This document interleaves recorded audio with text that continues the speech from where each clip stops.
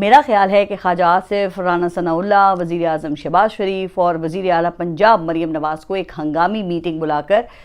ذرا پہلے یہ طے کر لینا چاہیے نا کہ میڈیا پر عمران خان کے ڈٹے رہنے کا بیانیہ بنانا ہے یا پھر عمران خان کسی سے بات کرنے کو تیار نہیں ہے کا راگ الاپنا ہے۔ اچھا ویسے یہ بات تو اب پاکستان میں بچے کو معلوم ہے نا کہ عمران خان جیل میں اسی وجہ سے ہے کیونکہ وہ ڈیل کرنے کو تیار نہیں ہیں یا وہ اپنی شرائط پر بات کرنے کو تیار ہیں۔ اب کل 5 ڈاکٹرز کی ایک ٹیم نے بشرا بیگم کی موجودگی میں عمران خان کی آنکھ کا تفصیلی معائنہ کیا، جس کی رپورٹ کمشنر اسلام آباد کو اب پیش کی جائے گی، جس سے پھر وہ عدالت کو آگاہ کریں گے۔ اب میرے ذرائع کے مطابق حکومت سمیت کئی طاقتور حلقوں کی طرف سے عمران خان سے کئی مرتبہ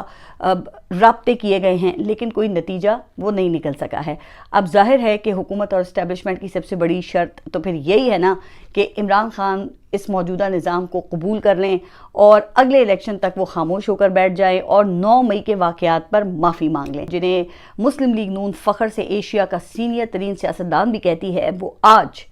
آپ دیکھ رہے ہیں کہ پاکستانی سیاست میں عبرت کا نشان بن چکے ہیں۔ اگر کسی نے سیاست سیکھنی ہے نا تو وہ 2022 کے بعد مسلم لیگ نون کی سیاست کو دیکھ کر سیکھ سکتا ہے۔ دیکھیں اسے اچھی طرح سے پتہ چل جائے گا نا کہ سیاست میں کیا نہیں کرنا ہے